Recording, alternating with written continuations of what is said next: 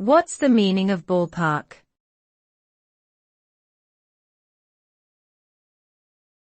Ballpark.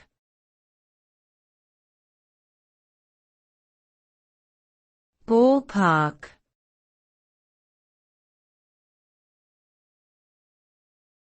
Ballpark.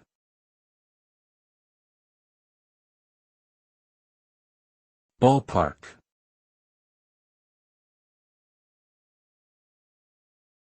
The term ballpark is commonly used in informal conversations to refer to an approximate or rough estimate of a quantity or value. It is often used when the exact number is not available or when giving a range of possible values. The term originated from baseball, where the ballpark represents the area around the stadium and is associated with the general vicinity of the game.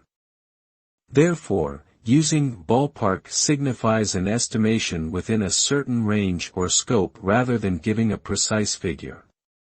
In other contexts, the term can also be used to describe something that is similar in character or nature to another thing, but without being identical.